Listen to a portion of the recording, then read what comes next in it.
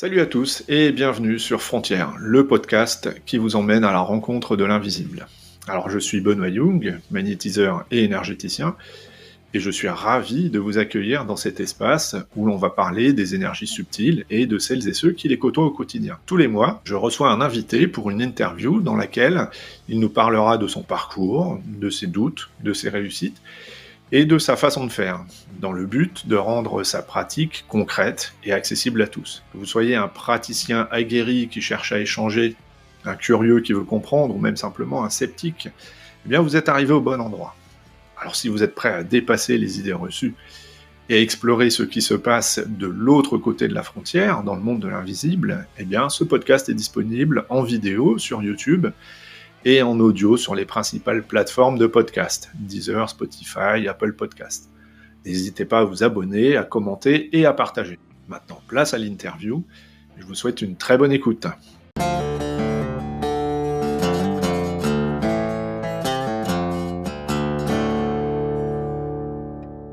Salut Manu, ça me fait bien plaisir de te recevoir aujourd'hui, puisque ça fait, je sais pas combien de temps qu'on se connaît. Enfin, ça doit faire 20 ans en fait. Bah, pas loin, Comme ouais. ça. Et 18 ans. Ouais, 18 ans, c'est ça, ouais. Mmh. À l'époque, on avait encore des cheveux, tout ça, quoi. Enfin, moi, j'avais pas les cheveux blancs, ouais. Aujourd'hui, je te reçois dans le cadre de ton activité qui est magnétiseur énergéticien. Mmh. Et voilà, j'aimerais présenter ce que tu fais. Donc, tu vas nous expliquer un peu ton parcours, etc. Enfin, tout ce qui... comment t'en es venu à exercer cette activité-là, parce que toi, c'est ton job, entre autres. Et tu vas un peu nous raconter un peu quels sont les défis que tu as rencontrés, comment ça se passe quand on vient te voir, pour quelles raisons on vient te consulter. Rapidement, est-ce que tu peux nous dire un peu qui tu es, où est-ce qu'on peut te trouver, d'où tu viens, vas-y. Donc je suis Emmanuel, je suis magnétiseur à Épernay et puis j'occupe aussi un cabinet à Château-Thierry. Et en plus du magnétisme, je suis aussi géobiologue. Et j'ai une spécialisation sur les pollutions électromagnétiques. Ok, alors justement, ça fera l'objet d'interviews ultérieures, ça, on fera vraiment une sur la géobiologie et une sur les pollutions électromagnétiques. Alors, ce qui nous amène, ce qui va nous intéresser aujourd'hui, c'est ton activité de magnétiseur et d'énergéticien. Alors, avant de rentrer vraiment dans le vif du sujet, est-ce que tu peux expliquer ce que c'est qu'un magnétiseur ? Un magnétiseur, finalement, c'est quelqu'un qui va utiliser, qui va procéder à une forme de soin sur une personne par imposition des mains. Voilà. Tout simplement, et l'idée c'est d'aller traiter différentes choses. Ça peut aller d'une douleur à un problème de peau, ou on peut aussi travailler sur des migraines, enfin tout un tas de choses en fait. Quand tu dis imposition des mains, c'est-à-dire que tes mains sont placées, tu viens pas en contact de la personne. Alors, ça va dépendre des méthodes de chacun en fait. Ouais, ça peut arriver. La plupart du temps, on n'est pas au contact. On est à distance, mais c'est pareil. Tout dépend de ce que tu veux faire. Suivant l'action que tu veux avoir sur la zone à traiter, tes mains vont être plus ou moins proches, en fait. Mais tout va dépendre de la méthode de chacun. Bon, on approfondira ça, je vais y arriver, hein, quand on parlera un peu des techniques que tu utilises. Alors justement, est-ce que tu peux, on va revenir un peu sur ton parcours là, est-ce que tu peux nous expliquer un peu comment ça t'est venu ? Comment est-ce que tu as pris conscience que tu avais ça ? Est-ce que c'est un don, comme on peut le dire ? Est-ce que c'est un héritage dans la famille là, qui traîne ? Parce qu'on entend aussi des gens qui disent moi j'ai reçu ce don du grand-père, de la grand-mère. Comment ça t'est venu, toi ? Moi, il n'y a pas eu de prise de conscience à proprement parler, parce que c'est quelque chose qui est venu de l'extérieur. En fait, on me l'a dit, on me l'a fait remarquer. D'accord. Si on me l'avait pas dit, aujourd'hui, je serais certainement pas. Enfin, j'imagine que je serais pas magnétiseur. Donc, c'est pas un truc que j'ai imaginé un jour. Je me suis pas levé un matin en me disant tiens, je vais essayer de faire ça. Pas du tout. En fait, à l'époque où tout ça a commencé, moi, il y a un truc qui me... Comment dire ? Je vais pas dire que ça me préoccupe, mais je me pose beaucoup de questions sur tout ce qui est relatif à la conscience, en fait. Donc, qu'est-ce que la conscience ? quelle est sa nature, et quels sont les différents phénomènes finalement qu'on peut vivre par rapport à la conscience. Et si je me pose toutes ces questions-là, c'est parce qu'en fait, moi, depuis des années, je vis des trucs un peu étranges quand même. Enfin, à l'époque que je juge étrange. Maintenant, ça me semble complètement normal finalement. Mais à l'époque, c'était compliqué parce que j'arrivais pas à mettre des mots dessus. Et puis, quand j'en parlais autour de moi, c'était très très très compliqué parce que c'était tout de suite du jugement. On m'a dit que j'étais à moitié taré et que j'allais finir chez les fous. Donc, Des trucs étranges, c'est-à-dire? bah, des perceptions, de l'information. T'as l'impression que tu captes de l'information que t'es pas censé connaître, en fait, parce que ça te concerne pas. Et du coup, cette information-là, bah, tu la vérifies. T'arrives à la vérifier. D'accord, ouais. Et ça s'avère juste. Donc tu dis, bah, c'est bizarre quand même, comment je sais ça. Donc ce genre de choses. Du coup, j'ai fini par aller voir quelqu'un pour avoir des réponses à ces questions-là. Et cette rencontre-là fait suite à une énième expérience que j'ai eue, mais là, c'était à un niveau, ça dépassait l'entendement. Et je me dis, là, c'est pas possible, il faut qu'on me donne des explications, parce qu'à un moment donné, c'est plus possible. Tu peux pas continuer à vivre comme ça, il te faut des réponses. Bah ouais. Voilà. Donc, je suis allé voir cette personne, et le premier truc, en fait, qu'elle m'a dit, alors qu'elle me connaissait pas, hein, j'avais vraiment fait en sorte de tout verrouiller pour pas qu'elle puisse remonter à moi. C'est pas que j'avais pas confiance, mais C'est un médium que t'es allé voir? ouais, Ouais, d'accord. ouais, ouais. En fait, je suis allé voir un médium parce que l'événement en question dont je parle, pour moi, c'est quelque chose qui était relié à mon frère, à l'époque, ça faisait déjà 10 ans qu'il était décédé. Et c'était tellement un truc fou que je me dis, bah, c'est pas possible. En fait, c'est sûr que c'est lié à lui. D'accord, ouais. Et donc, je voulais une réponse par rapport à ça. Réponse que j'ai jamais eue, cela dit. Mais c'est ce que j'allais chercher, moi, initialement, au départ. C'était juste ça. Je voulais juste avoir confirmation d'une sorte d'intuition ou d'idée que j'avais. Voilà. Et donc, quand j'ai contacté cette personne, j'ai fait en sorte, comment dire, de tout verrouiller. C'est-à-dire, en fait, elle avait que mon prénom. C'est-à-dire qu'elle n'avait pas mon numéro de téléphone, elle savait pas où j'habitais, elle savait pas d'où je venais, elle connaissait rien de mon parcours. Pour être sûr que si jamais elle m'annonce des trucs objectifs et intéressants, que moi j'ai pas le doute dans ma tête. Je voulais éviter d'avoir ce doute-là. En fait. Ouais, te dire que c'est en fait, elle te parle de telle et telle chose, mais c'est des infos qu'elle aurait pu choper sur les réseaux ou Bon, je communiquais pas n'importe là-dessus où. sur les réseaux, Ouais, mais tu sais, aujourd'hui on peut faire tellement de trucs que voilà quoi. Je voulais éviter le doute. Et au final, les premiers mots que cette personne a eu pour moi, c'est elle a dit mais vous avez rien à faire ici. Vous n'avez absolument pas besoin de moi. Et elle me dit ça avec un petit sourire en coin, l'air de dire tu vois très bien ce que je veux dire. Non, c'est même pas l'air de dire, c'est ce qu'elle a dit. Ah oui. Vous savez très bien ce que je veux dire. Et effectivement, je savais parfaitement de quoi elle parlait. Et alors là juste ces mots-là, ça a été un truc de fou. Et puis après, bon, la séance, elle a déroulé tout son truc, quoi. Et est intervenue la question du magnétisme. D'accord. Et elle m'a dit, bah vous, de toute façon, votre truc, c'est ça. Votre outil de travail, ça va être les mains, et vous allez soulager les gens avec ça, c'est sûr, de toute façon. Vous posez pas de questions, c'est ça. Alors, selon toi, cette capacité à magnétiser, là, c'est quoi? C'est une prédisposition naturelle? Comment ça marche, à ton avis? Alors, D'après ton expérience, d'après ce que... Enfin, d'après toi. déjà, moi, suite à ça, je tiens absolument pas compte de ce que me dit cette personne. Hein. Parce que autant tout le reste, ça me parlait, autant cette histoire de magnétisme, je lui dis, là, le yoyote, c'est pas possible, quoi. Enfin, je vois pas ce que ça vient faire là-dedans, moi, ça me parlait pas. Pour moi, Tu sentais rien dans tes mains, t'avais pas de picotement, de trucs. Bah, en tout cas, je m'en rendais pas compte. Je m'en rendais pas compte. Et j'avais pas souvenir que quelqu'un m'avait déjà fait remarquer quelque chose à ce sujet-là. Jamais. Donc, si tu veux, moi, je m'intéresse pas au sujet. Enfin, pas plus que ça. Je sais ce que c'est qu'un magnétiseur, j'en ai déjà vu. Donc, je sais. Mais je m'intéresse pas au truc. Et donc, du coup, après, quand je suis fini finalement par m'y mettre, j'avais Je savais pas ce que c'était.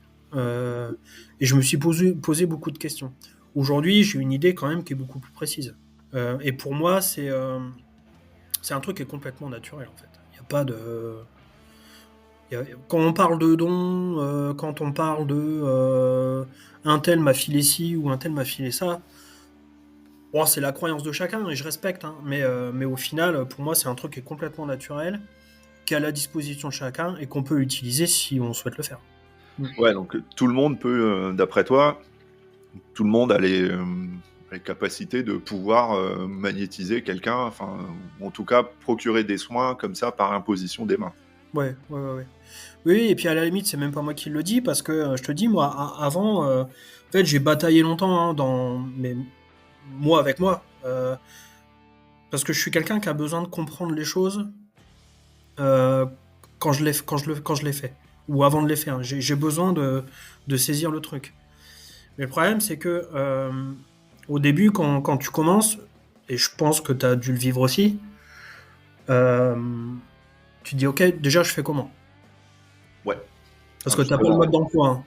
T'as Ah pas le voilà, mode. c'est ça. On te Comment on dit, ah, fait parce que tu vas savoir faire ci, tu vas savoir faire ça. Ouais, bah d'accord, mais c'est bien gentil, hein, mais et maintenant, je fais quoi?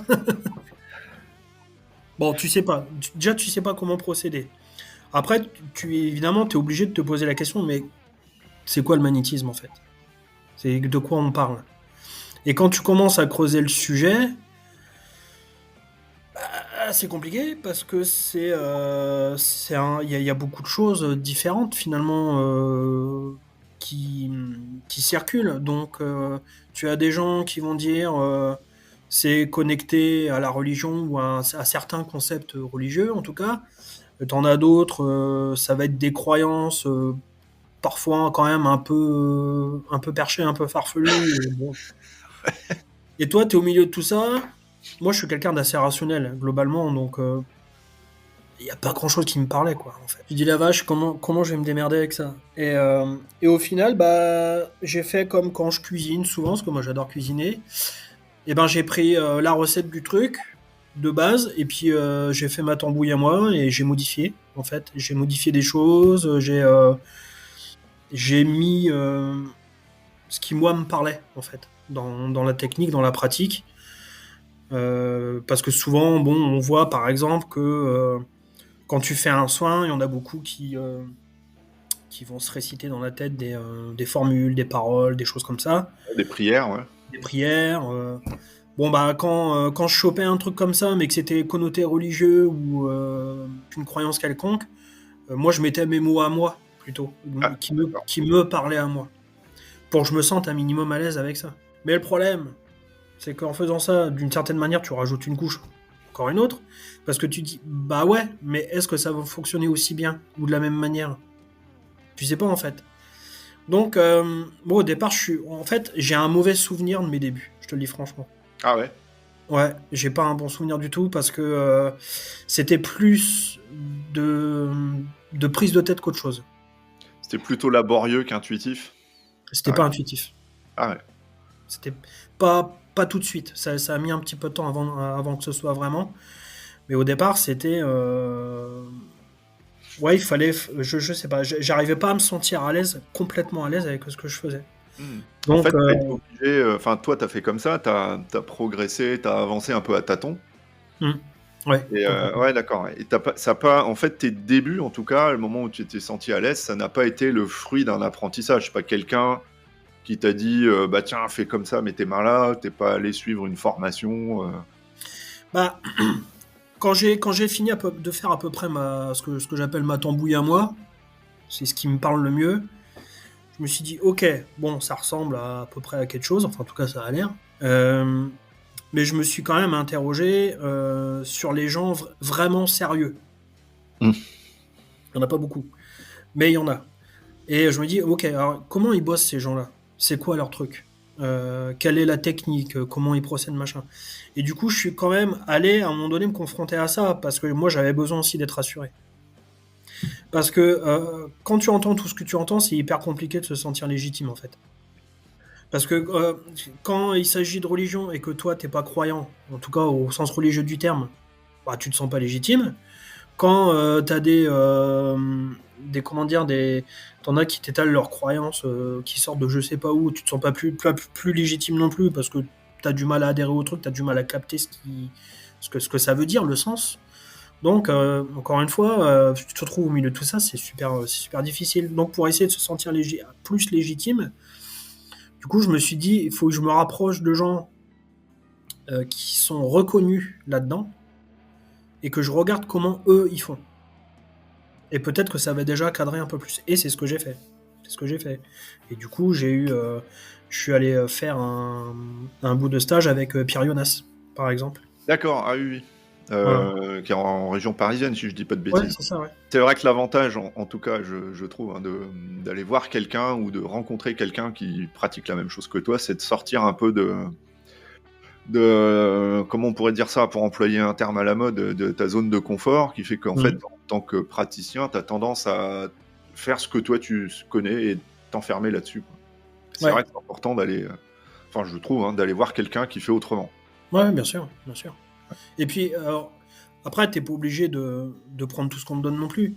C'est-à-dire, il s'agit pas de gommer ta personnalité et ta sensibilité à toi, mais plutôt de prendre les trucs qui te conviennent et de laisser de côté ce qui te convient pas. Et moi, c'est ce que j'ai fait. C'est pas parce que c'est Pierre Jonas que je fais du Pierre Jonas ou que je fais un copier-coller de ce que lui fait. J'ai pris des trucs qui m'intéressaient, que je trouvais pertinents, et d'autres trucs qui me parlent moins ou sur lesquels j'ai du mal à raccrocher un peu les wagons, bah je le laisse de côté en fait. Ouais, bien sûr. Ouais, faut prendre ce qu'il y a à prendre et puis. Ouais, c'est ça. Alors, est-ce qu'il y a un moment précis où je sais pas, un soin que tu as pu faire à quelqu'un, ou je sais pas, un moment où tu te dis, bah ouais, ça y est, oui, en effet, c'est vraiment ça qu'il faut que je fasse, quoi. C'est vraiment ce truc-là que je dois creuser. Je me rappelle d'une personne sur qui j'ai travaillé. Quand je suis arrivé chez elle la première fois, elle avait le pouce qui était bloqué, tu sais. Hmm. Mais vraiment le truc verrouillé de chez verrouillé. Et quand elle me le présentait, le machin, il était hyper tendu comme ça. Et donc elle avait fait une radio. Et les conclusions, c'était que il pouvait rien pour elle, qu'ils allaient lui donner des antidouleurs, mais qu'en gros ça resterait comme ça, quoi. Mhm. Voilà. Et donc c'était, si je me souviens bien, on m'a dit que c'était de l'arthrose. Et donc elle était un peu désespérée, cette personne-là. Elle a dit mais je vais pas rester avec mon pouce comme ça. En plus ça lui faisait hyper mal. Enfin c'était une horreur. Elle pouvait pas le plier, rien. Et donc quand j'ai travaillé sur elle, sur son pouce, sur la douleur, sur voilà. Honnêtement, je suis jamais complètement sûr de. On peut pas être sûr à 100% du résultat, c'est pas possible. Et on peut pas dire à la personne, c'est bon, je vais vous sortir de votre truc. On peut que faire notre maximum, mais après, voilà, après ça dépend pas vraiment Et de oui. nous, au final. Pour les miracles, faut aller à la messe le dimanche, hein. Ouais, c'est ça, ouais. Et en fait, il se trouve que la fois suivante, quand j'y suis allé, donc je sais pas, une quinzaine de jours après, elle me dit, ah, vous faites, regardez mon pouce. Puis il y avait ça, quoi. Et c'était fini, hein. Il y avait plus de douleur, il y avait plus de. Et elle est allée revoir son médecin et elle lui a montré, elle lui a dit mais regardez mon pouce, vous m'avez dit que ça resterait comme ça, que je pourrais plus bouger. Enfin, et il a pas su quoi dire. Ce que je comprends, hein. Enfin c'est un peu comment dire, un peu. Bah, je pense que c'est déroutant, hein. Quand t'es médecin, moi je me mets à la place du toubib tout le temps. Il lui a demandé mais qu'est-ce que vous avez fait? Bah elle lui a dit j'ai fait un appel à magnétiseur et voilà et ça y est c'est fini quoi. Ouais, là c'était une belle petite victoire personnelle. Je lui dis ah là je suis content. Mais bon après faut pas non plus alimenter l'ego avec ça et ok t'as réussi une fois c'est bien maintenant passe à autre chose mais en tout cas sur le moment tu te dis ah Ça ok t'a ça, c'est permis peut-être de te sentir un peu plus légitime dans ce que tu faisais, ouais. quoi. Ouais complètement. Et on va peut-être avancer, alors, justement, venir un peu plus dans le concret de ce que tu fais. Quelles sont les raisons pour lesquelles on t'appelle, on te dit Manu au secours, j'aurais besoin d'un rendez-vous, et les gens ils viennent te voir en fait pour quoi? Il y a plein de choses. Je dirais que les deux les deux grandes causes principales c'est les douleurs et tout ce qui est relatif à l'émotionnel. C'est vraiment les deux gros trucs, en fait. Au milieu de ça, il y a parfois des problèmes de peau, des zonas, des psoriasis, des verrues, des choses comme ça. Mais c'est peut-être pas ce que je fais le plus. Non, le plus, c'est vraiment les douleurs et le côté émotionnel, en fait. Est-ce que, justement, dans ces domaines-là, est-ce qu'il y a un domaine dans lequel le magnétisme, les énergies que tu vas manipuler sont plus efficaces que dans d'autres? Ou est-ce qu'il y a des limites? Moi, ce que je préfère traiter, c'est les douleurs. Parce que, avec la manière dont je m'y prends, quand la personne, elle sort de chez moi, soit il n'y a plus rien du tout, soit le niveau de douleur, d'intensité est réduit vraiment très bas, en fait. Donc, c'est ce que je préfère faire parce que tout de suite, il y a le résultat. Donc ça, c'est très parlant tout de suite. L'émotionnel, c'est différent. Il y a souvent un décalage, en fait. Il faut attendre. Derrière, il y a une progression qui se met en place. C'est progressif. Même si, sur le coup, des fois, c'est les chutes du Niagara, quoi, hein. Quand les gens... des fois, tu dis... Oh, qu'est-ce que j'ai fait? Mon Dieu. C'est vrai que parfois, ouais, il se passe des choses. Je crois. Ouais. C'est spectaculaire, pour le dire. Ah ouais, des fois, c'est impressionnant. Tu dis, mince, moi, je culpabilise presque. Je dis, merde, je veux pas faire pleurer les gens. Je veux qu'ils se sentent bien, au contraire. Mais bon, faut voir aussi ces crises de larmes-là, faut les voir comme c'est purificateur, en fait. Ça. Ils ont besoin de lâcher ça, finalement, tu vois. Ce que je dis aux gens, en général, ils sont gênés. Alors, excusez-moi, je suis en train de pleurer. Je dis, non, mais c'est pas grave. Je leur dis, moi, quand je vois quelqu'un pleurer, c'est que j'ai bien fait mon job, en fait. Ouais, oui, c'est ça. Ouais. Puis des fois, t'as pas besoin de pousser très loin, hein. Oh, C'est tellement présent, c'est tellement en surface. Et est-ce qu'il y a des... avant de passer dans le concret d'une séance, est-ce qu'il y a des problèmes sur lesquels tu dis non, ça moi je peux pas, j'interviens pas, ou c'est au-delà de ce que je peux faire, ou j'ai jamais fait, donc je sais pas, j'essaye pas. Bah, en fait, il y a plein de trucs qu'on peut pas faire, hein. Enfin, il y a énormément de choses que tu peux faire, mais il y a aussi des trucs sur lesquels tu peux pas intervenir.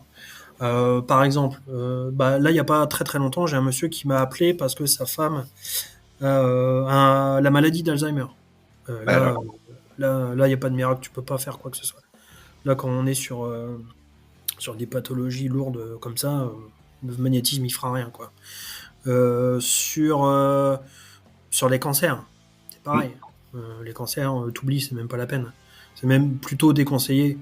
Sur tout ce qui est pathologie psychologique, psychiatrique, les Ouais, tout ce qui est t'es schizophrène, schizophrénie, Ouais. bipolarité. Voilà. Bipolarité, d'accord. La bipolarité, c'est pareil, ce genre de truc. Les gens aussi qui ont fait des crises d'épilepsie, qui font des crises d'épilepsie, il faut faire attention. Parce que le magnétisme peut à un moment donné déclencher ce truc-là.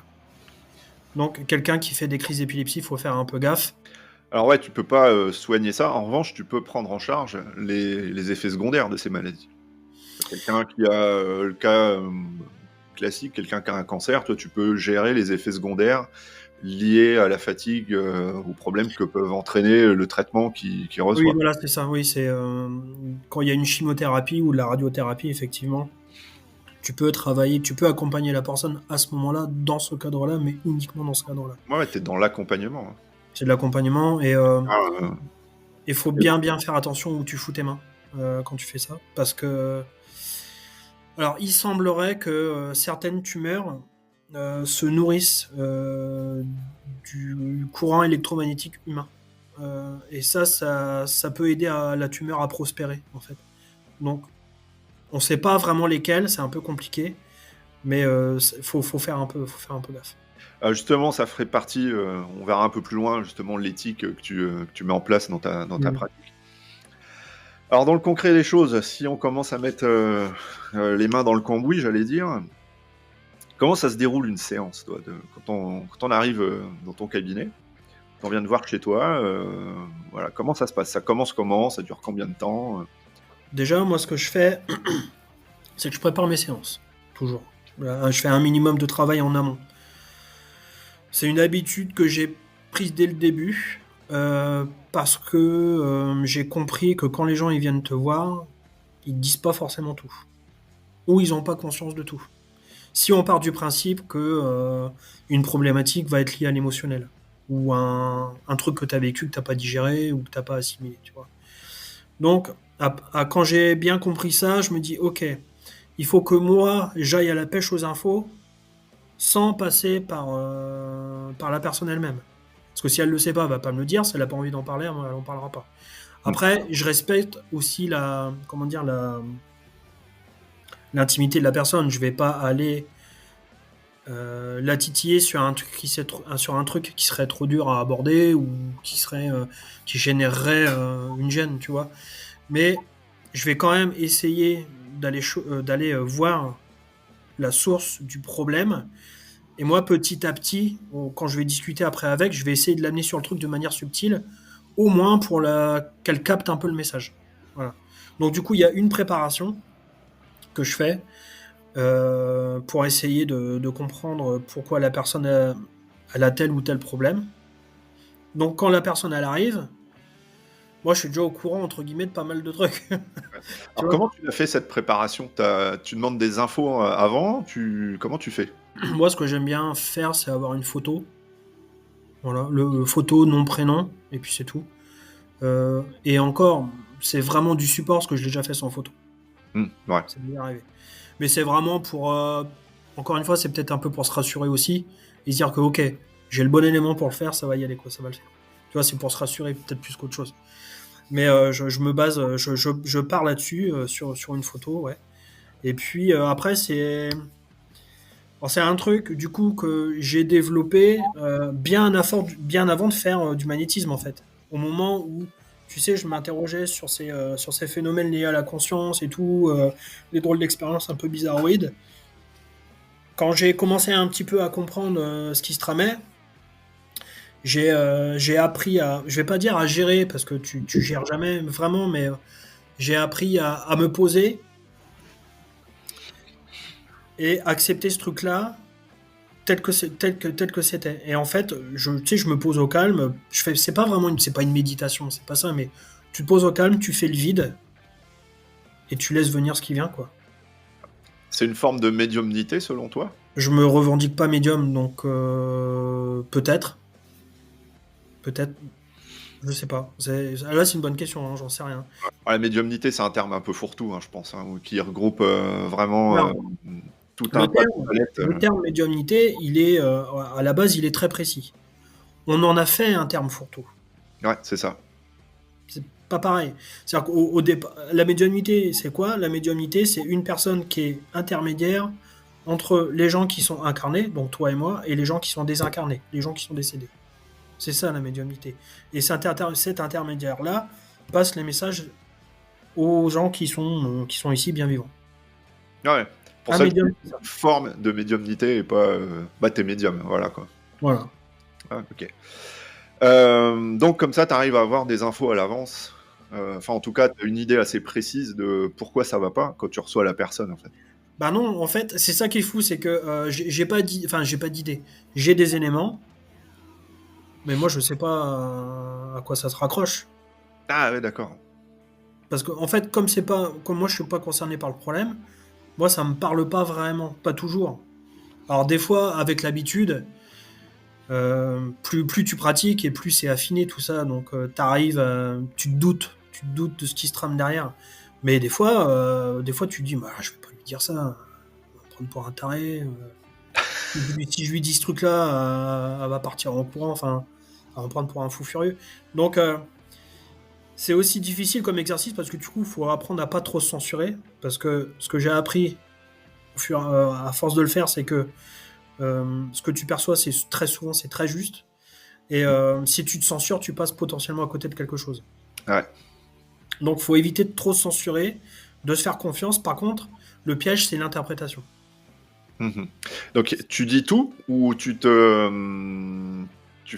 restreins à certaines choses ou non, ça, je vais pas lui dire. Ou alors, je sais pas comment tu fais parce que moi, je discutais avec avec d'autres t'en as par exemple qui sont partisans de dire moi j'ai l'information, donc ça veut dire que la personne elle est en mesure de l'entendre, donc je balance les choses comme je les ai. Ou est-ce que tu fais attention? Est-ce que plutôt tu vas emmener la personne sur le terrain qui t'intéresse pour Oui, je vais l'amener plutôt tout procéder seul comme à dire les choses? Comment tu ouais, procèdes là-dessus? ouais, je vais plutôt faire comme ça. Je vais essayer d'y aller de manière subtile. Parce que la personne qui vient de voir, elle veut aller mieux. Imaginons, elle a une douleur, je sais pas, peu importe. Elle, ce qu'elle veut, c'est plus avoir mal.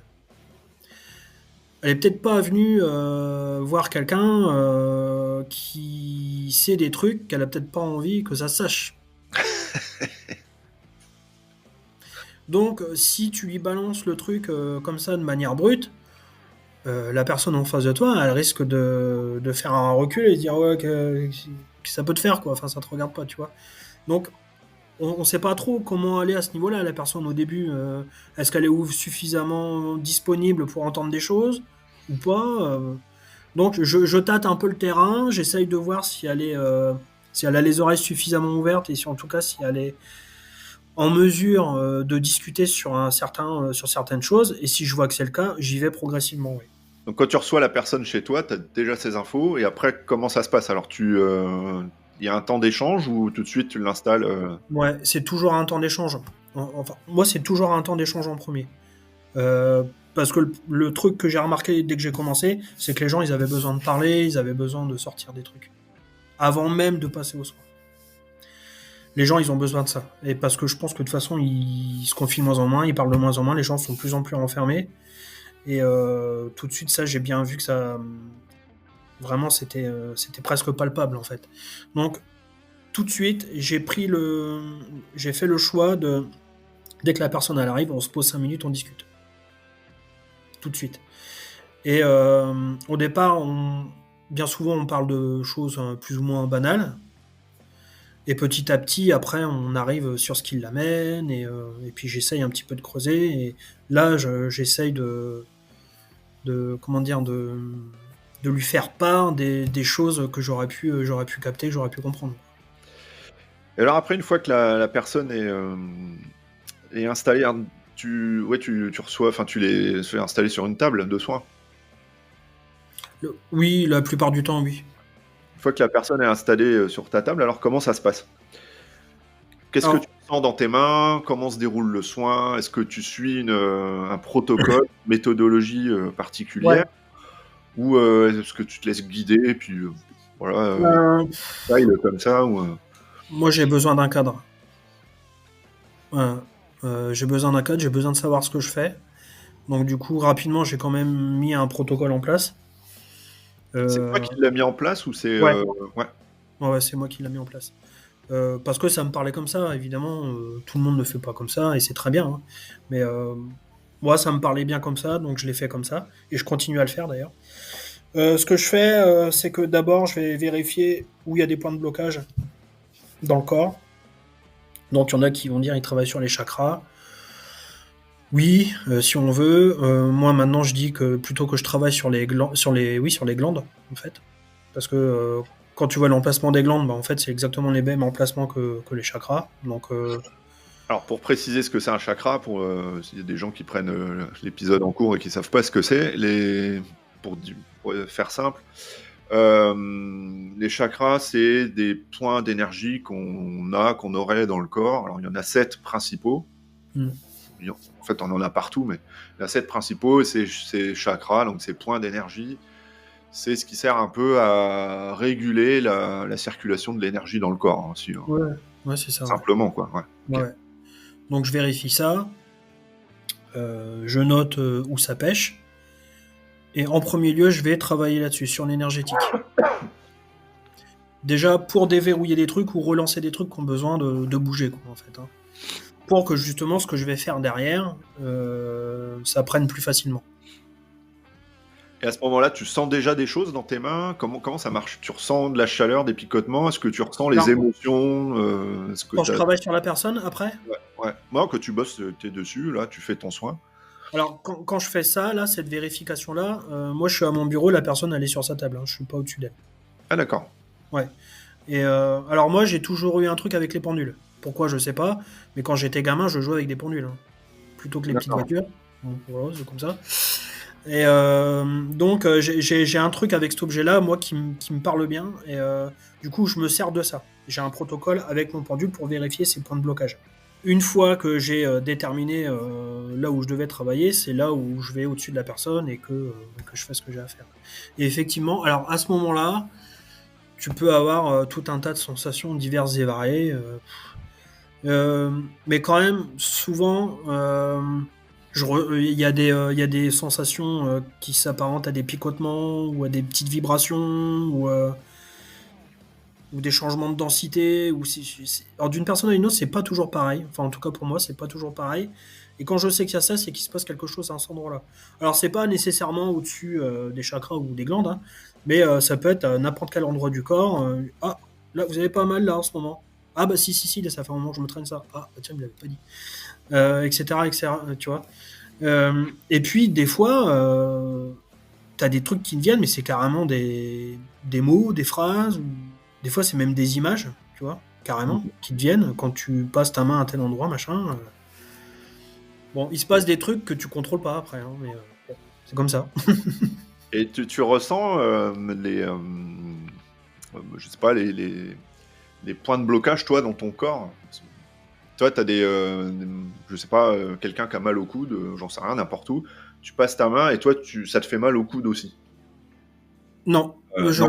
non, je crois pas avoir déjà eu ce truc-là. Non, non, non. Et heureusement, j'ai envie de te dire. Enfin, moi personnellement, ça m'arrange bien parce que non, non, sentir la souffrance de l'autre. Merci. Et est-ce que tu as plus pour parler un peu plus technique, est-ce que tu as comment je pourrais te dire ça?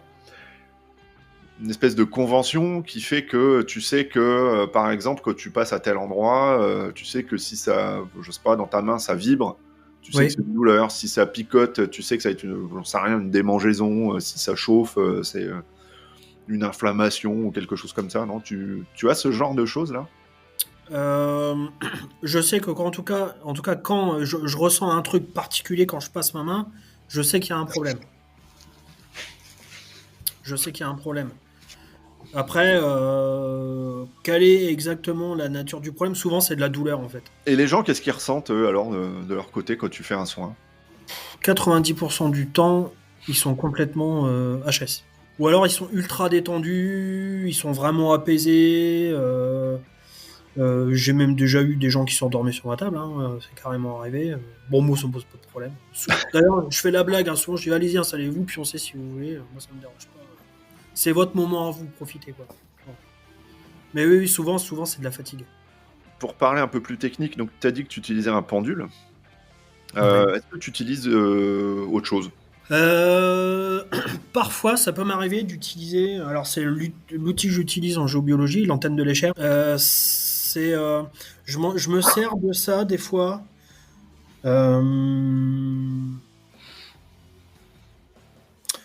pour comment dire, pour essayer de déterminer s'il y a une zone du corps qui a besoin d'être traitée. Si par exemple j'ai pas l'impression de l'avoir senti en passant avec ma main, je vais utiliser cet outil-là. Et cet outil-là, il est intéressant parce qu'en fait, il est hyper précis. Si vraiment il y a un point comme ça qui nécessite notre attention, ça va me le dire. Sinon, non, je n'utilise pas d'autres outils. D'accord.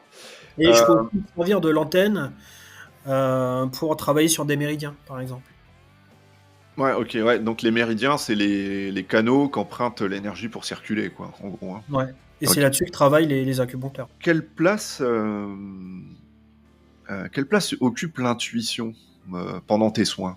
Elle prend plus sa place qu'avant, en tout cas, ça c'est sûr, parce que à l'époque où du coup je me sentais pas légitime et que je me posais 12 000 questions, l'intuition elle était pas là, quoi. Et c'est normal, parce que t'es tellement dans le mental et le contrôle que ça laisse pas la place au reste finalement. Tu vois, tu peux pas. Euh, L'intuition s'exprime pendant la préparation, où là on disait tout à l'heure, hein, il y a des informations qui vont arriver et qui vont apporter des éclaircissements sur la situation de la personne. Et après, l'intuition va s'exprimer, bah, tu vois, quand on passe les mains et qu'on a une sensation, quand tu as une phrase, un mot, quelque chose qui te vient comme ça, de manière très spontanée, bah, ça c'est ton intuition. Alors on appelle ça l'intuition, mais encore une fois, c'est juste un mot. Qu'est-ce que c'est vraiment? En fait, on n'en sait rien. Mais bon, l'intuition, ça semble le plus simple finalement. Mhm. Donc oui, l'intuition s'exprime de cette manière-là en tout cas. Et quand tu fais un soin, tu dirais que entre ton protocole qui te dit je vérifie tel point, je vérifie tel point, je vérifie tel endroit, et l'intuition, lequel c'est assez équilibré ou c'est plus tu vas avoir tendance plus à suivre ton protocole, plus ton intuition, ou c'est les deux et puis Alors je suis peut-être un peu trop scolaire parfois dans mon approche. Et, pour moi, le cadre, il est vraiment important. Donc, j'ai plutôt tendance à mettre le cadre en premier, toujours. Voilà, pour savoir où je vais. Pour moi, c'est hyper important. Après, ça n'empêche que en cours de route, j'avais prévu d'intervenir de telle manière et de telle manière, puis je me dis ah bah non, en fait, je vais faire autrement parce que là, vu ce qui ressort, bon, voilà. Par exemple, euh, je sais pas, quelqu'un qui vient pour une douleur, je sais pas, au dos, à l'épaule, peu importe. Tu te dis bon bah je vais traiter la douleur, puis en fait tu t'aperçois que c'est un truc qui est hyper émotionnel. Bah en fait je vais traiter l'émotionnel d'abord parce que du coup ça sous-tend la douleur, tu vois. Quand si tu souvent faut travailler sur les deux de toute façon, l'émotionnel et après l'aspect douleur évidemment pour soulager tout de suite la douleur, mais souvent l'émotionnel c'est quelque chose d'hyper important et quand tu travailles dessus bah tu t'aperçois que ça a une incidence sur la douleur. Alors que t'as même pas travaillé sur la douleur à la limite. en fait tu travailles sur les trois plans. Enfin, tu as le plan de la circulation de l'énergie, le plan émotionnel et puis le plan Physique. physique, quoi. Hein, voilà, c'est ça. Oui, c'est Ouais. ça. Et l'idée, enfin, tu me dis si je me trompe, hein, mais c'est que tu essayes d'harmoniser les trois, en fait. Ouais, c'est ça, c'est une harmonisation des trois complètement. Ouais, ouais. Est-ce que tu as, bah, je sais pas, une petite anecdote, un soin qui t'a particulièrement marqué Ça, c'était l'année dernière, je crois. J'ai travaillé sur un zona. Et alors ça, c'était compliqué parce que les zonas, normalement, faut les prendre dans les 21 premiers jours. Ouais, Parce que c'est à ce moment-là que le virus, en fait, il est présent, il est actif. Si tu vas au-delà, c'est les nerfs qui commencent à se faire bouffer. Et moi, la personne que j'ai suivie là-dessus, ça faisait des mois et des mois en fait que le zona s'était produit. Et il avait une cicatrice immense dans le dos. Mais vraiment, le pauvre, il souffrait le martyr. Euh, et t'approchais à peine ta main, qui faisait des bonds de 3 mètres sur sa chaise, quoi. Donc là, tu te dis, ok, ça va être compliqué. Normalement c'est compliqué à traiter, hein, vraiment, ce genre de truc. Et bon, je l'ai fait pour dire, je vais essayer d'aider, mais vraiment sans aucune conviction. Voilà. Et puis au final, alors il a fallu que je trouve la bonne technique, parce que j'ai utilisé plein de techniques différentes. Et les unes après les autres, ça marchait pas, quoi. C'était trop compliqué. Et finalement, j'ai trouvé la bonne astuce. Donc, j'ai complètement improvisé la séance, hein, pour le coup. Parce que je m'étais fait mon plan, tu vois, mon plan, moi qui est très cadré, je m'étais fait mon truc, et puis je me dis, non, ça va pas. Bon, voilà, faut que je m'adapte. Et finalement, j'ai employé les différentes techniques. Et à la fin, je faisais ça. J'appuyais sur sa cicatrice, il sentait plus rien. C'était fini. quoi, des Voilà. fois, il faut sortir un peu du cadre. Bah, des fois, oui, oui, bah, complètement. C'est important d'avoir un cadre euh, pour dire, voilà, je sais que je fonctionne comme ça, mais après, il faut aussi faire preuve d'adaptabilité. Enfin, si c'est du cas par cas, d'une personne à une autre, c'est jamais pareil, en fait. Ouais. Est-ce que tu fais aussi des soins à distance? Ça arrive, ouais. Et alors ça, c'est une question moi, qu'on m'a souvent posée parce que j'en fais aussi. C'est Dis-moi. comment ça marche, selon toi? Comment ça se fait que quelqu'un qui est en fait, peu importe la distance, Ouais.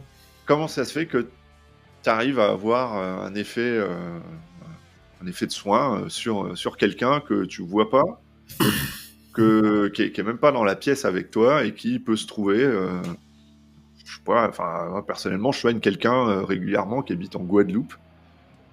Et les effets sont immédiats en plus. Mhm. Alors, à ton avis, comment c'est possible ça? Bah, je sais pas. Moi, quand je sais, mais quand je sais pas, je sais pas. Hein. Et en fait, c'est pas grave de pas savoir. Enfin, ça dépend. Mais là, en l'occurrence, de toute façon, la réponse, je pense qu'on n'est pas près de l'avoir. Ouais. Mais oui, effectivement, le seul truc qu'on peut dire, c'est qu'on constate qu'il se passe quelque chose. Alors après, tu peux théoriser tout ce que tu veux, il n'y a pas de problème. Hein. Mais le fait est que c'est difficile à expliquer, sauf si tu commences à parler de physique quantique et des trucs comme ça, mais Faut être physicien quantique. J'ai lu pour faire une petite parenthèse, hein, t'as beaucoup de gens dans notre domaine là qui parlent de ça, des soins quantiques et tout, et qui racontent. Enfin, on voit qu'ils sont pas physiciens en fait, quoi. Voilà. Je vais dire la même chose que toi, quoi. Quand on sait pas, vaut mieux dire qu'on sait pas plutôt que de passer vraiment pour un imbécile. Mais bon. c'est dit poliment, c'est bien. Oui, bah oui. Moi, je sais, je suis quelqu'un de bienveillant et tout. Alors. Quelles sont les difficultés ou les défis que tu rencontres dans ta pratique ou dans ton quotidien de magnétiseur? Là, je vais parler plus au passé, mais pour moi, ce qui était difficile, c'était l'aspect émotionnel. Des gens? Le fait que tu t'en prennes plein t'absorbe beaucoup. Hein. Oh, c'était horrible. Et tu vois, on parle souvent de est-ce que tu te protèges, est-ce que tu fais ci, est-ce que tu fais ça. Mais personne n'aborde la question de l'émotionnel. C'est quand même bizarre, je trouve. Et moi, en termes de protection, je mets rien en place. Parce que je pense que ça fait partie du folklore et enfin voilà, je crois qu'il n'y a pas trop lieu de se prendre la tête avec ça. Après, les gens qui veulent le faire, qu'ils le fassent, si ça les rassure. Mais s'ils le font, c'est parce que ils ont peur et parce qu'on leur a mis certainement dans la tête quelques trucs. Ah, je tiens Ouais. exactement le même discours, hein, franchement. Au final, c'est basé sur rien. Ouais. Mais tu sais, le pire de tout, c'est que t'as des gens, ils se chopent vraiment des trucs. Mm. Et ce qui se passe, et là c'est pas moi qui le dis, c'est que en fait le cerveau il sait pas faire la différence entre le réel et ce qui ne l'est pas. Si tu éduques ton cerveau en lui disant si tu te protèges pas, tu vas choper une merde, tu vas prendre le mal de l'autre, le machin, le truc, bah effectivement tu risques de te choper une connerie. C'est assez surprenant. Et donc tout ça en fait c'est dans. Moi je pense que c'est un peu dans la tête. Moi, j'ai jamais rien fait pour me protéger et j'ai jamais rien eu. Tout va bien, aucun problème. Par contre, pour l'émotionnel, bah moi, j'ai pas géré au début. J'ai vraiment pas géré parce que quand t'arrives, enfin quand les gens arrivent, qui te, comment dire, qui te confient des trucs qu'ils sont en train de vivre. Et je te parle pas la petite engueulade de coups. Mhm. Non, je te parle vraiment de trucs. Attention, quoi. Là, c'est du costaud. Tu te demandes même ce que tu fous là, tu dis mais pourquoi elle est venue me voir moi quoi. Ben si t'es pas armé, si t'es pas préparé et si t'es un peu trop dans l'empathie, derrière t'es rétamé, c'est fini. Et moi j'ai eu beaucoup de mal au début avec ça. Ça a été hyper difficile. Tu les ressens physiquement, les émotions des gens, quand tu les soignes? Ouais, des fois tu sens un poids, c'est. Tu te demandes comment les gens ils font pour vivre avec ça. Hein. Bah ils se traînent ça comme un boulet au pied et ils disent j'ai pas d'énergie, je suis fatigué. Bah, tu m'étonnes. Et t'arrives pas à te dire, bon, bah, cette émotion, c'est pas à moi. Je m'en sers comme un outil pour savoir ce qui va pas, mais c'est pas à moi, donc je la prends. Maintenant si. Maintenant j'ai réussi à mettre la distance suffisante pour me dire oula ça m'appartient pas. Donc maintenant je sais gérer et tout va bien. Mais dans les premiers temps ça a été compliqué quand même. Mais ça m'a appris aussi un truc sur moi. Ça m'a appris que moi-même j'avais des trucs à régler sur le plan émotionnel, sur la manière dont je me voyais en tant que praticien. C'est-à-dire bah, en fait t'es pas un super héros, t'es pas là pour être un super héros. Ta place c'est magnétiseur et c'est que ça. Et ça s'arrête là. Et quand la personne elle est partie, tu redeviens Emmanuel. Mhm. Magnétiseur c'est fini quoi. Mais bon, tout ça, après ça vient avec la pratique, avec l'expérience quoi. Comment t'as fait comment ça s'est passé, le moment où tu te dis bon allez, je me lance, je vais le dire à tout le monde, je suis magnétiseur. Ça a été une horreur. Une horreur. Parce que faut bien comprendre que personne dans mon entourage n'était au courant de ça. Personne. Et même mes parents au début le savaient pas, quoi. C'est-à-dire, je me suis trimballé mon truc tout seul comme un grand et j'ai fait mon truc dans mon coin et ça a été hyper compliqué parce que quand t'as passé toute une partie de ta vie à te planquer, comme moi je l'ai fait, hein, et j'ai pas de problème avec ça, mais toute ma vie, j'ai fait en sorte de répondre aux exigences des autres. J'ai fait en sorte de faire ce qu'on attendait de moi et pas plus. Et de rester bien sage dans ton coin et de pas faire de vagues. Quand tu commences à prendre ce virage-là et à dire ben, je vais assumer qui je suis et je vais devoir l'assumer en plus de manière entre guillemets publique, faut souffler un grand coup puis y aller, quoi. Donc non, ça a été super difficile. Ça a été hyper dur. Parce que forcément tu te heurtes à qu'est-ce qu'ils vont dire. Ils vont se foutre de ma gueule. Ça va pas être pris au sérieux. De toute façon, qui je suis pour faire ça? Et puis après, c'est le hamster dans la roue qui tourne et puis t'en finis pas, quoi. Donc, ouais, j'ai bien dû mettre 2 mois avant de faire le grand saut, quand même. Moi, je me souviens quand tu nous l'avais dit à la maison, t'as dit, ouais, j'ai un projet de reconversion professionnelle. Je dis, ah bon, qu'est-ce que c'est? Ah, un truc, ah bon, ouais, c'est quoi? Je vais faire un magnétiseur. Pardon? Un magnétiseur. Ouais. Et puis ça s'est bien passé. Oui, ça s'est hyper bien passé. Tout le monde a été hyper bienveillant et j'ai eu que des encouragements. Donc au final, ça a été. Mais ouais, c'est difficile. C'est vrai que c'est pas un moment facile, hein, je dirais, hein. Bon, tu sautes à l'eau comme ça. Autre difficulté du métier qui peut concerner un peu ton quotidien, comment est-ce que tu fais pour maintenir, toi, ton propre équilibre énergétique? Là, en fait, c'est une question qui, je pense que ça englobe beaucoup de choses. Déjà, j'essaye de prendre de la distance avec les choses. De pas trop me prendre la tête. Parce que moi, je sais que c'est ma spécialité. Donc, je savais dès le début qu'il fallait que je bosse là-dessus, quoi. Parce que le mental, c'est 20% de ton énergie, hein. Quand le cerveau il chauffe, ça te bouffe une grande partie de ton énergie. Donc, c'est pas qu'il faut plus réfléchir, hein, c'est qu'il faut prendre de la distance avec les choses et donner de l'importance aux choses qui ont de l'importance. Le reste, tu le fous un peu de côté. Donc, j'ai fait un gros boulot là-dessus pour essayer de me détacher. Et puis après, tu sais, il y a plein d'autres trucs à côté, comme par exemple bien manger, essayer de bien manger en tout cas, faire un peu de sport, prendre conscience de l'environnement dans lequel tu vis et l'optimiser pour que tu sois bien dedans et que ça t'impacte pas. Donc là, c'est plus la partie jeu biologique qui est venue à un moment donné d'éteindre sur moi, tu vois, mais ça m'a permis aussi de prendre conscience de plein de trucs. Donc tout ça, mis bout à bout, fait que je me sens plutôt bien, plutôt serein. Et, puis de temps en temps, je fais des petits exercices d'ancrage aussi. C'est-à-dire? Tu vois, par exemple, avant mes séances, je fais toujours une séance d'ancrage. Toujours. Qu'est-ce que tu appelles l'ancrage? Qu'est-ce que c'est l'ancrage pour un magnétiseur? Parce que ça, pareil, ça fait partie de ces mots un peu à la mode. Finalement, on sait pas trop ce que ça veut dire, quoi. Alors pour moi, s'ancrer, c'est très simple. C'est juste prendre un moment où tu lâches tout ce qui va être parasite, qui va pas te servir.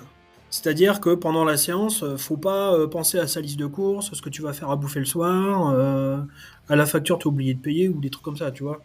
Mais le mental, il travaille tellement fort et tellement tout le temps que c'est toujours ce genre d'idée que tu as en tête. Donc, il faut qu'au moment où la personne vient, faut être au clair dans sa tête, faut être complètement disponible pour l'autre, au moins le temps que tu consacres à cette personne. Donc, l'idée, c'est encore une fois, hein, c'est de prendre un moment, de faire le vide par des exercices de respiration, tu vois. Et puis juste être là, à l'instant T, à l'instant présent, sans aucune pensée parasite et quoi que ce soit. Pour moi, être ancré, c'est ça. C'est être là, à l'instant T. Et pas D'accord. partir dans tous les sens.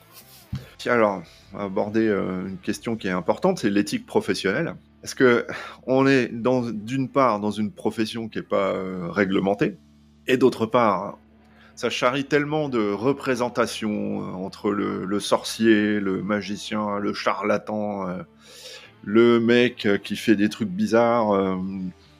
C'est important d'avoir une éthique justement par rapport à ça, quoi, une éthique professionnelle. Hmm. Et toi, alors, quels sont tes grands principes éthiques quand tu t'abordes, quand quelqu'un vient chez toi pour se faire soigner? Bah, en fait, moi j'ai deux trucs. J'ai l'éthique et j'ai le cadre.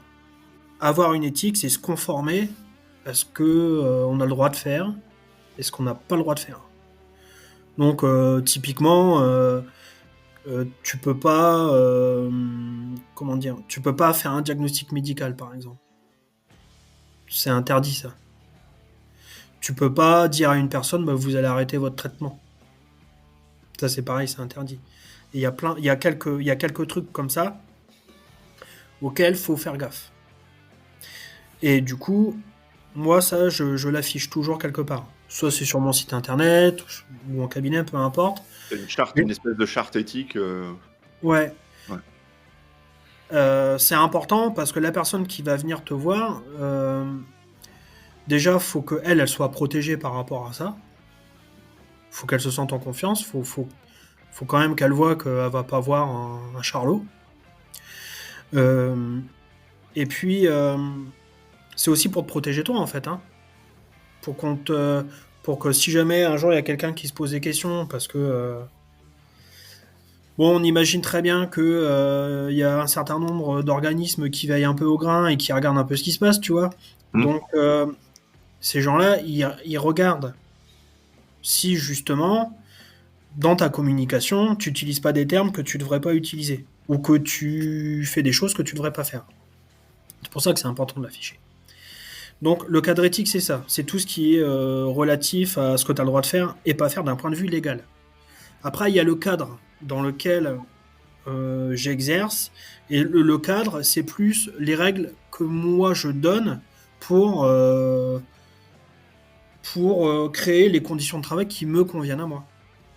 Donc ça peut être par exemple quelqu'un qui a pris rendez-vous et qui ne se présente pas, bah, la prochaine fois qu'elle appelle, elle n'aura pas de rendez-vous, par exemple.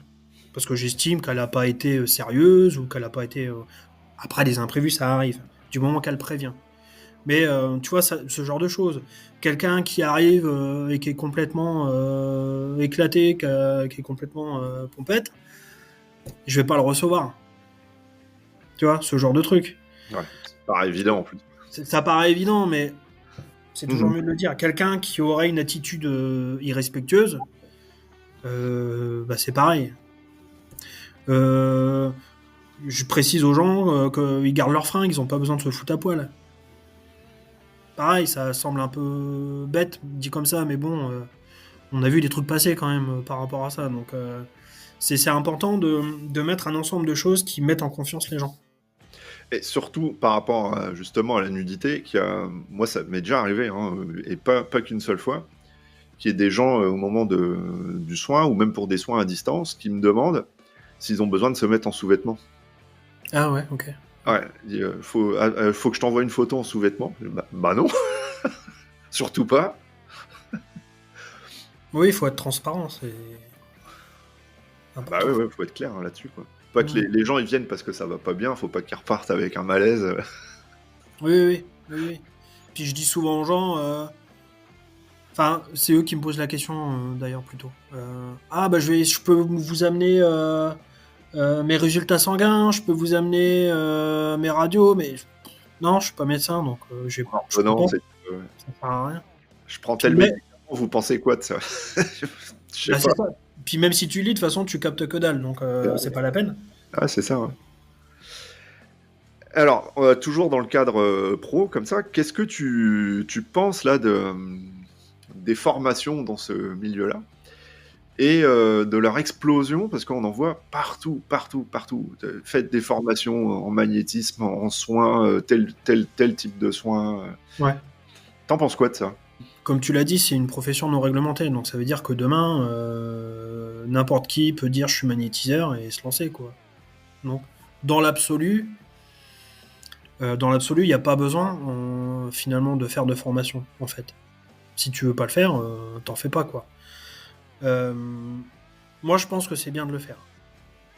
Je pense que c'est bien de le faire parce que déjà, alors de le faire, mais encore une fois auprès de personnes sérieuses et reconnues dans leur métier, c'est quand même un gage de qualité quand même.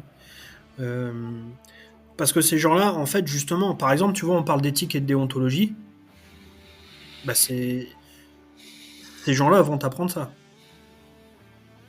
Si tu fais pas une formation ou si tu suis pas un truc là-dessus, si t'es pas forcément au courant, tu le sais pas en fait, tu vois. Donc, dans ce cadre-là, je pense que c'est bien de le faire. Je pense que c'est bien de le faire aussi.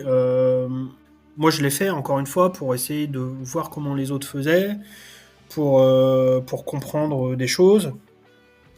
Donc, oui, je pense que ça peut être pas mal de le faire. Mais encore une fois, il faut en prendre et parfois peut-être aussi en laisser un peu. Ne pas oublier que de toute façon, au final, le praticien, c'est toi qui fais, et c'est toi qui sens comment tu dois fonctionner. Voilà. Ça doit être une aide, ça doit pas être un truc que tu dois faire absolument par cœur. Et alors, une formation qui serait pas sérieuse, comment est-ce qu'on peut voir? Comment est-ce qu'on peut le voir, ça? Comment est-ce qu'on peut repérer ça? Ah, c'est facile. Déjà, le truc, il te coûte les yeux de la tête. Un truc inabordable, on va dire, en tout cas. Et t'es un super praticien au bout de un jour ou 2 jours. Ouais, typiquement, au prétexte que tout le monde peut le faire, devenez magnétiseur, devenez médium, je sais pas quoi, en 3 jours, t'arrives, tu sens rien, tu sens rien et tu ressors de là-dedans, ça y est, tu sais soigner tout le monde, quoi. C'est un Ouais. peu le genre de- ouais. Ça, on en voit plein partout sur YouTube, hein, c'est une... Enfin, parce que moi, je vais pas mal là-dessus, mais enfin, on en voit partout et c'est une catastrophe, quoi. Ouais. Avec Bah, plein de gens qui disent en dessous, ah, génial, merci. c'est un business, hein. Ouais, c'est ça. C'est ça. C'est de l'argent facile. Bah oui, c'est ça, c'est profiter de... Un peu, j'allais dire...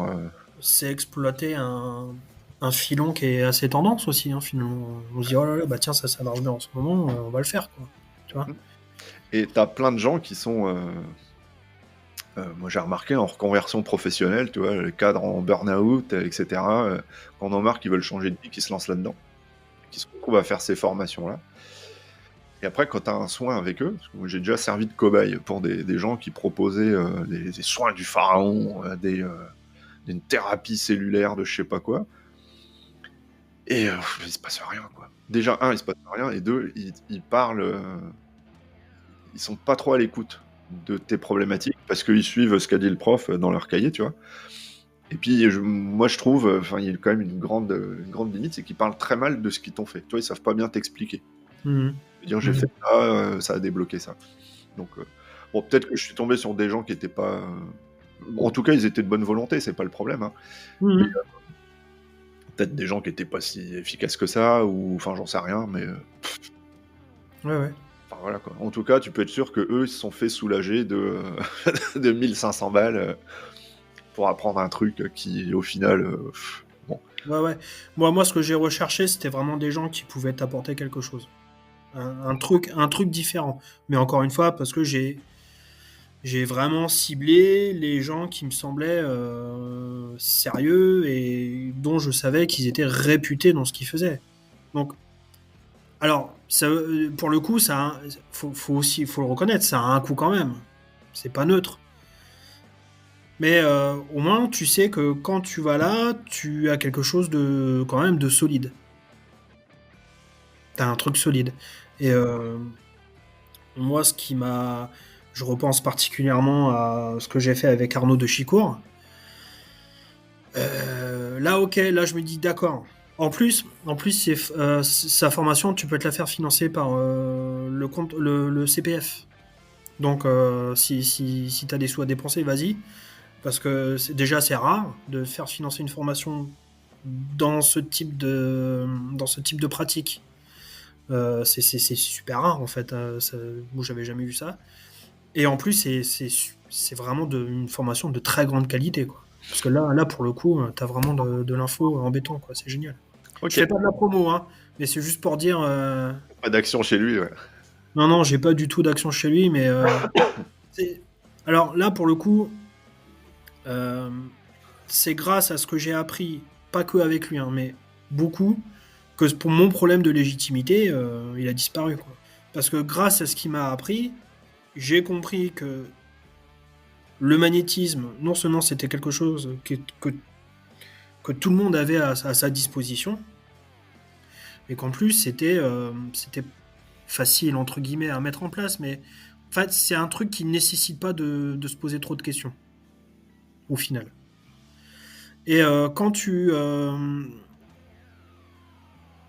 comprends que c'est vraiment un truc naturel et que t'as pas besoin d'adhérer à une croyance X ou Y, bah moi franchement ça a été un soulagement. Je le savais, si tu veux, que c'était pas une histoire de don ou de croyance. Je le savais, mais je savais pas pour autant ce que c'était. Le fait vraiment de comprendre, ça m'a libéré en fait de ce problème de légitimité et de confiance en soi.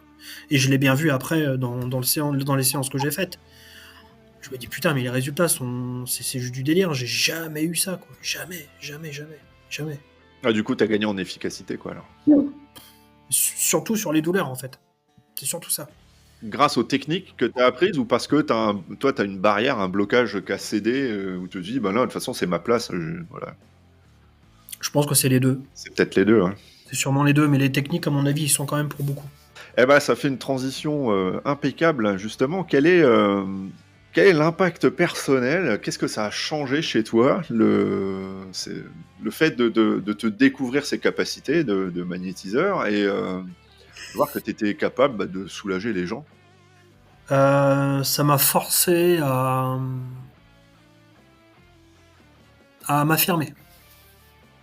Ça m'a forcé à prendre ma place, en fait, hein, tout simplement, hein. Ce que je disais tout à l'heure, ce que j'avais pas fait depuis jamais, en fait. Donc, mais bon, ça a été aussi un processus personnel qui a commencé bien avant, mais ça a vraiment été le truc qui a fait que, ok, si tu veux t'affirmer en tant que Emmanuel au roi, et que ça passe par ça, bah faut le faire. Donc moi, ça m'a permis vraiment de prendre ma place. Ça m'a permis de répondre à plein de questions que je me posais aussi depuis longtemps, des trucs que je comprenais pas. Et puis le fait ça développe aussi une sensibilité. Non pas qu'elle n'était pas présente avant, mais ça te permet de l'affiner et puis ça te permet aussi de mieux la gérer. Moi, je me souviens que par exemple, avant, j'étais quelqu'un. J'ai eu une période où j'étais quelqu'un qui était très en colère et qui pétait un boulard pour pas grand-chose. Bah ça m'a permis de canaliser vachement les choses, mais ça m'a permis aussi de me rendre compte qu'il y avait un problème, qu'il fallait absolument que je le traite, que je m'en occupe, en fait. Et puis, ce qui arrive aussi souvent, c'est que les gens que tu reçois, c'est un peu le miroir. Moi, c'est assez marrant, j'ai constaté ça assez souvent. Je l'explique pas, hein, mais des fois, tu reçois quelqu'un, elle vit une situation émotionnelle particulière, et tu t'aperçois que tu vis la même chose. Et ben, le fait de travailler sur elle, bah, d'une certaine manière, tu travailles aussi un peu sur toi. En tout cas, tu mets en place des choses qui vont te faire du bien aussi à toi en même temps et qui vont te permettre d'avancer. Ah oui, donc en fait, si je te suis, ces capacités-là, c'est un moyen de soigner les autres, soulager les autres, mais c'est aussi un moyen de te guérir à toi, quoi. D'une certaine manière, je pense. Ouais, complètement. Est-ce que ça a changé quelque chose dans ton regard sur les autres? La façon dont pas que tu juges les gens, mais que la façon dont tu les abordes, dont tu considères les gens. Euh, j'ai pris conscience que les gens qui agissaient d'une manière ou d'une autre, c'est pas forcément parce qu'ils étaient bons ou mauvais. C'est parce que derrière, il y a tout un cheminement qui les a amenés à se comporter de telle ou telle manière. Ce que je comprenais pas forcément avant. Avant, tu disais, oh, lui, c'est un con. Quel connard. Ah non. En fait, c'est plus subtil que ça, c'est plus compliqué que ça. Maintenant, ça m'arrive toujours de le dire quand même. Hein. Des fois, ça part un peu. Des fois, c'est mérité quand même. Des fois, c'est mérité. Mais après, il y a toujours ce truc un peu rétroactif où tu te dis, ok, bon, qu'est-ce qui s'est passé pour que tu te comportes comme ça, pour que tu agisses comme ça. Moi, c'est ça que je pense que c'est un peu dans ce sens-là que ça a changé mon regard sur les autres. Et c'est hyper intéressant parce que du coup, tu t'aperçois que bah, toi aussi, t'es un connard des fois et que tu réagis de telle manière parce que bah, t'as besoin de sortir un truc qui était coincé depuis. Puis du coup, des fois, tu te comportes pas toujours très très bien. Bon. C'est encore une fois, il y a une sorte d'effet miroir qui se produit assez souvent et je trouve ça intéressant. Est-ce que tu dirais que de ce fait-là, tu as davantage d'indulgence ou de bienveillance, ou peut-être même les deux, envers toi, envers les gens? Ah bah envers moi, ouais, c'est sûr. Et du coup, envers les autres aussi, forcément. Est-ce que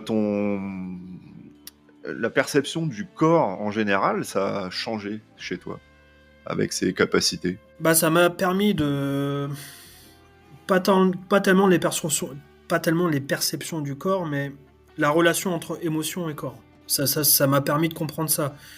Mais parce que avant de faire du magnétisme, euh, j'ai fait un gros boulot sur moi avant, en fait. Parce que avant de faire ça, faut que déjà toi-même tu sois bien. Si t'es pas bien, laisse tomber, c'est pas la peine. Tu vas aider personne, en fait. Donc, en tout cas, faire le gros du travail avant, le gros du boulot. Après, tu auras toujours, toute ta vie, tu auras toujours des trucs à travailler, des trucs à améliorer. C'est normal, c'est la vie, c'est comme ça. Mais c'est important comme on dit, de mettre l'église au milieu du village, histoire de partir sur des bonnes bases. Et c'est la relation entre émotion et corps. Moi, je l'ai compris parce que moi-même, j'ai été dans des périodes, et je pense que tu t'en souviens, j'avais tout le temps le dos bloqué, quoi. Ouais, ouais. Ça n'arrêtait pas. Ça n'arrêtait pas. C'était infernal. Et grâce à ça et ce que j'ai vécu dans les mêmes moments, bah, j'ai compris. J'ai fait la relation entre les deux. Et dès l'instant où j'ai compris ça, j'ai plus jamais eu ce type de problème. C'était fini. Dernière question là-dessus, est-ce que ça a changé aussi ton regard sur, on va dire ça d'une façon un peu plus générale, sur la nature, les animaux, la nature, le vivant? Ah oui, oui, ça a tout changé. Et sur la manière de s'alimenter et quelle eau tu vas boire. Et ouais, ouais, ça a tout changé. Particulièrement, plus après, peut-être même avec la géobiologie, du coup. Parce Ah, que là, on parlera dont on reparlera la prochaine fois. prochaine fois, ouais. Mais là, clairement, pour le coup, tu travailles sur l'environnement, la géobiologie, l'environnement de la personne. Donc, tu apprends beaucoup de choses là-dessus. Tu apprends comment ça fonctionne un petit peu. Et puis, je me suis aussi formé sur d'autres trucs dont je parle pas forcément, tu vois, mais dont je me sers beaucoup comme des outils. Par exemple, j'ai fait un truc en bioénergie aussi, pendant pas mal de temps. Et C'est quoi la bioénergie? bah là, en fait, ça fait suite à la géobiologie, c'était complémentaire à la géobiologie. Et là, ça prend beaucoup en compte tout ce qui est alimentation, qualité de l'eau. Puis on travaille aussi sur la médecine traditionnelle chinoise, les méridiens, tout ça. D'accord. Donc, Ok. j'utilise pas à proprement parler une technique par rapport à ça, parce que la technique que j'ai apprise, elle est trop longue, elle est chiante à mettre en place, et du coup, je le fais pas. Par contre, tout ce qui vient alimenter cette technique-là, bah moi, je m'en resserre pour donner des conseils aux gens, parce que quand les gens viennent, je fais pas juste le soin. Alors, comme je t'ai dit, je discute. Il y a toute la partie soin, entre guillemets. Mais après, je suis pas avare en conseil. C'est-à-dire que s'il y a un conseil à filer sur l'alimentation, sur le sommeil, sur la flotte à boire, je sais pas, sur l'environnement électromagnétique, ce qui est hyper important aussi. Enfin, Ouais. tu vois, après, tu as plein de leviers qui sont à ta disposition pour permettre à la personne d'optimiser son environnement pour être en bonne santé. Il y a plein de trucs. Il n'y a pas que le magnétisme, en fait. En fait, il y a plein de choses. Donc, c'est pour ça aussi, tu vois, et du coup, je fais un retour en arrière sur la question par rapport aux formations. Ah, vas-y, c'est ton interview. C'est pour moi, c'est bien d'aller apprendre d'apprendre plein de trucs parce que du coup, après, tu te fais une sorte de boîte à outils, quoi. Et là, tu peux aller piocher dedans quand tu as besoin de quelque chose sur un cas spécifique. Bah tiens, tu sais que tu as ça. Bah tiens, je vais lui parler de ça. Bah tiens, je vais lui montrer ça. Ouais, les gens, ça arrive souvent qu'ils repartent avec des exercices à faire à la maison, hein. Ah oui, tu donnes des devoirs, tu corriges, et si c'est pas fait, un mot dans le carnet, quoi. Non, je fais pas de devoirs, mais tu vois, par exemple, pour la gestion du stress, bah, je leur dis, bah, faites des exercices de cohérence cardiaque. Faites des exercices de respiration. Et si vous mettez en place ça régulièrement, quotidiennement, vous allez voir qu'à un moment donné, vous n'allez pas affronter les choses de la même manière. Vous allez être un peu plus posé, un peu plus serein. Ce genre de choses, tu vois. Tu as une approche assez globalisante, finalement. Ah ouais, complètement. Ouais, tu vois la personne, sa santé, son énergie, puis l'environnement dans lequel elle vit. Ouais, c'est ça. Et ce qu'elle vit. Et ce qu'elle vit aussi, bah ouais, voilà. Ok. Alors, comment tu vois l'avenir un peu de la profession, de ce que tu fais? Comment tu te vois comment tu vois l'évolution, comment tu perçois l'évolution de ton activité dans 10, 15, 20 ans? Il y a Alain Deluzan, c'est la personne qui a fondé l'école de géobiologie où je me suis formé. Il disait la géobiologie de demain sera scientifique ou ne sera pas. Tout un programme. Bah, je pense que le magnétisme, c'est pareil. Je pense que le magnétisme demain, il sera scientifique ou il sera pas.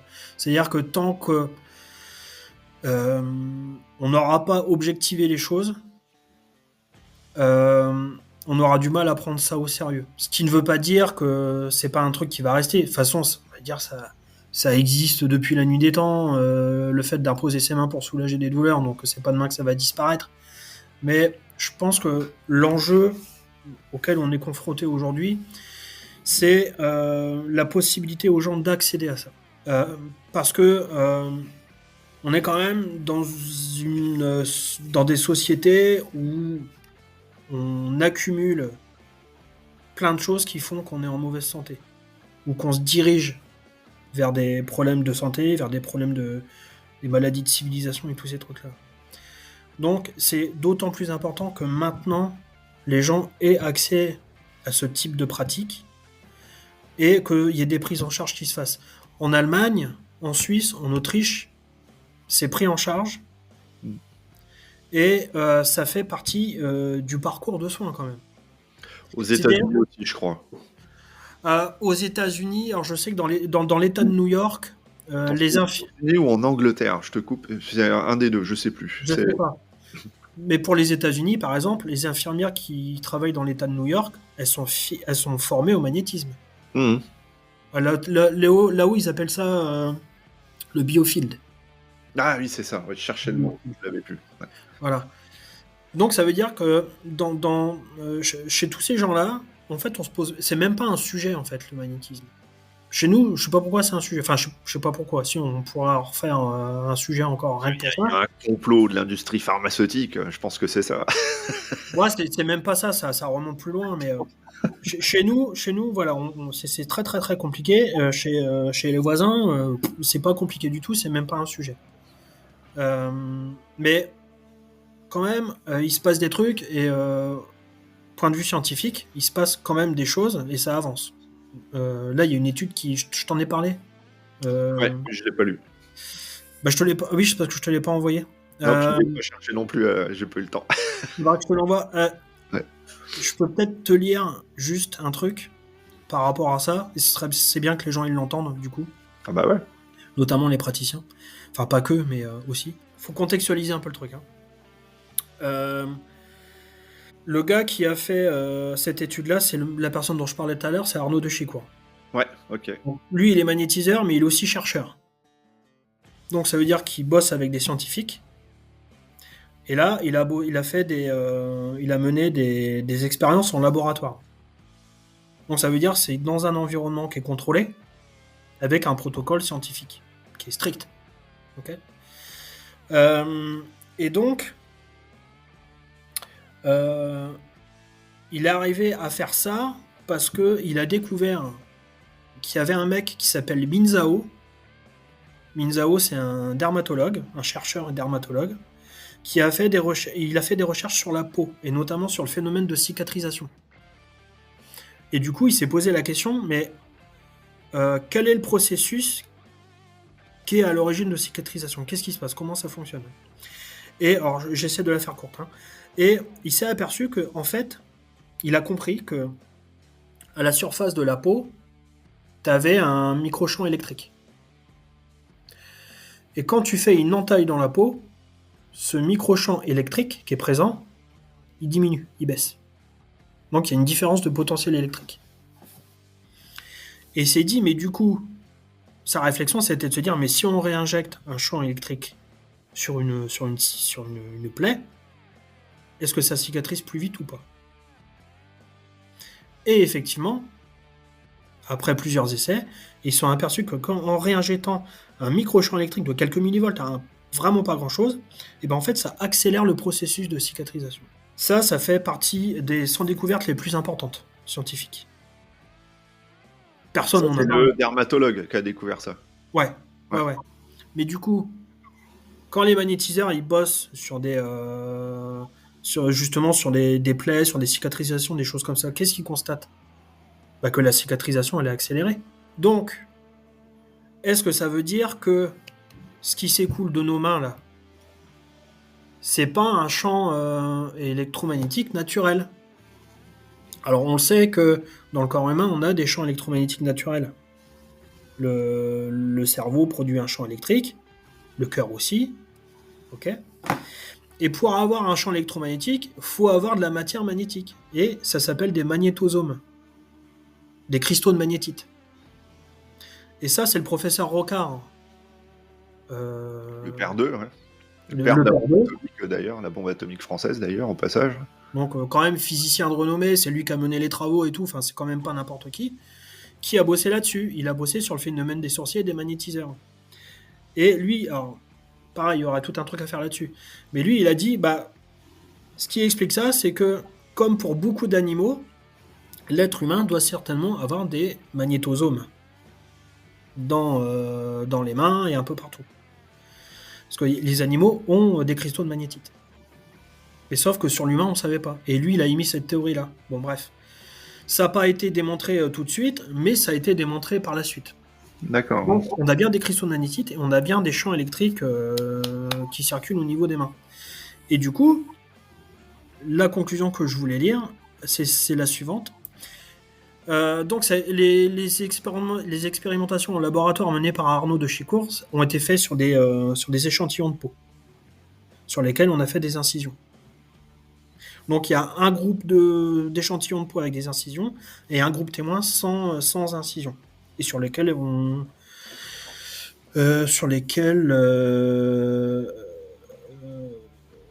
je raconte des bêtises. Un échantillon de peau avec cicatrices sur lesquelles on a travaillé et un échantillon de peau avec cicatrices sur lesquelles on n'a pas travaillé.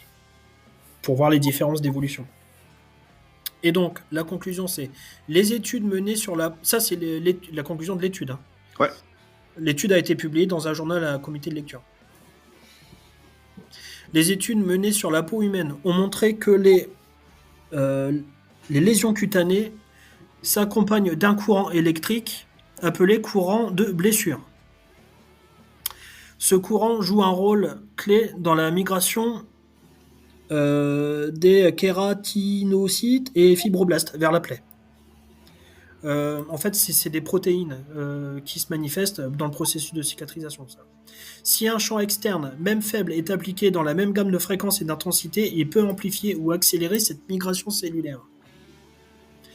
Des expériences sur les champs électriques pulsés ont montré que des signaux de 1 à 20 Hz favorisent la réépithélialisation. Donc en fait, là, c'est On le refait la processus. peau. Hein. Voilà, c'est ça. Or, les enregistrements effectués sur les praticiens qui imposent leurs mains indiquent des émissions magnétiques dans la bande des 7 Hz, compatibles avec ces observations. Cela suggère que les praticiens qui imposent leurs mains peuvent mimer ou renforcer les signaux électriques naturels de la peau. Et une conclusion générale, les résultats obtenus fournissent une première preuve expérimentale de la guérison par les mains sans contact. Peut produire des effets mesurables sur des tissus humains isolés. Il confirme que des phénomènes biologiques réels, inflammation et prolifération, peuvent être déclenchés à distance, sans contact physique ni médiation psychologique. Ces observations soutiennent l'hypothèse selon laquelle un champ biologique ou électromagnétique émis par les mains peut interagir avec la matière vivante. Bon, moi, ça a le mérite d'être clair. Hein. Donc bon là, si tu veux, à un moment donné, si avec ça on ne reconnaît pas le magnétisme pour ce qu'il est, bon... Donc tout ça pour dire que pour toi, dans le futur du magnétisme sera scientifique ou ne sera pas, quoi, alors. Pour qu'il soit pris au sérieux, tel qu'il aurait besoin d'être pris au sérieux, et pour que que les gens y aient accès dans leur parcours de soins, je pense que ça passera par là. Ouais. Malheureusement. Elle date de quand cette étude-là ?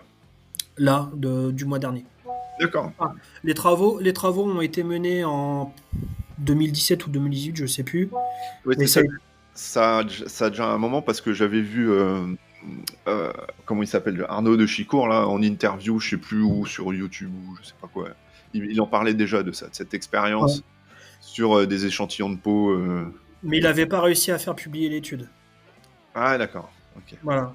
Bon, on va avancer tranquillement vers la conclusion. Quel est le conseil que tu donnerais à quelqu'un qui se sent bloqué ou qui va pas bien dans sa vie, justement en rapport avec l'activité toi que tu peux faire ? Bloqué par rapport à... Bah, je sais pas, tu sais, quel conseil tu pourrais donner à quelqu'un qui te dit bah, je comprends pas, dans ma vie je suis bloqué, j'avance plus, il se passe rien, je répète tout le temps les mêmes schémas. Est-ce que tu aurais un conseil à donner par rapport à ça ? Alors, cette histoire de schéma qui se répète, je le connais bien, c'est parce que moi je l'ai vécu, aussi. Souvent, quand t'as un truc qui se répète, c'est que t'as pas appris la leçon. Enfin, moi je l'analyse comme ça, hein. Mais quand t'es dans un truc qui fait que se répéter tout le temps, c'est tout le temps la même chose, t'as l'impression d'avoir avancé, puis en fait, non, t'es toujours dans la même boucle. C'est qu'il y a un truc, quelque part, que t'as pas compris. En fait, il y a une leçon que t'as pas apprise, que t'as pas assimilée. Donc, du coup, faut essayer de se remettre en question, de se dire, ok, qu'est-ce que j'accepte pas, qu'est-ce que je refuse de voir. Parce que la vie, elle est assez, comment dire, farceuse dans ce sens-là. Elle te resserre toujours le même plat. Hein. Ouais, c'est comme chez mamie, quoi. T'es obligé de terminer, sinon t'as pas de dessert. Exactement. Et tant que t'as pas fini ton assiette de petits pois, bah allez là, l'assiette de petits pois. D'accord. Donc ouais, plutôt se poser les questions, essayer de voir objectivement. Ouais. C'est pas juste oh là là, qu'est-ce que j'ai pas de chance. Il y a peut-être autre chose. C'est peut-être moi qui provoque. Non. Tu sais, moi j'ai accompagné quelqu'un là-dessus. Le mec était persuadé qu'il avait le mauvais œil. Et honnêtement, quand il m'a raconté tout son truc, même moi j'ai eu le doute. Hein. Je te dis franchement. Je me dis, mais le gars, c'est le frère à côté, c'est un rigolo, quoi. Je veux dire. Pierre Richard, ouais. Ouais. Non, mais l'autre, mais tu dis, c'est pas possible, effectivement. Il a le mauvais œil sur lui, quoi, tu vois. Et puis bon, faut passer ce truc-là parce que bien souvent, c'est un peu une manière de. Je vais pas dire de pas prendre ses responsabilités, mais c'est un truc un peu facile, en fait, de dire ça. C'est pas moi, c'est pas de ma faute. Hein. C'est pas moi, c'est les autres. Et puis, en fait, souvent, c'est aussi parce qu'on met pas en œuvre les changements nécessaires pour passer à l'étape suivante. Moi, je vois la vie comme un jeu. C'est comme un jeu vidéo. Tu évolues dans un niveau, à la fin, tu as le boss. Et tant que tu lui as pas cassé la gueule au boss, tu passes pas au niveau suivant. Bah là, c'est un peu le même truc, quoi. Euh, et souvent, les gens, quand ils disent ça, c'est qu'ils butent sur un truc, ils butent, ils butent, ils butent, ils butent. Et ce monsieur-là, je l'ai accompagné de différentes manières. Au début, ça a été dur. Et puis, petit à petit, cette histoire de mauvais œil, elle a disparu. Et aujourd'hui, en fait, c'est quelqu'un qui trouvait plus de boulot. C'est quelqu'un qui, à chaque fois qu'il entreprenait quelque chose, ça marchait pas. Et puis patati, patata. Et il voit des oiseaux morts, il voit des chats morts partout, des machins, des trucs. Mais il m'a touché ce gars-là parce qu'il était hyper gentil et je voyais bien qu'il tournait en rond et je me dis non, faut quand même essayer. Le plus difficile, tiens, tu vois, tout à l'heure tu parlais de difficulté, c'est des fois d'essayer de sortir les gens de leurs propres croyances et des trucs qu'ils s'inventent. Pas évident, hein. Ah ouais, là, c'est un puits sans fond, ça. Ouais, c'est compliqué. Est-ce que tu aurais un conseil à donner à quelqu'un qui souhaite se lancer dans ce domaine-là? Quelqu'un qui te dit, tiens Manu, je suis magnétiseur, j'aimerais faire comme toi. Comment je peux faire? Comment je peux commencer? Comment je peux me jeter à l'eau?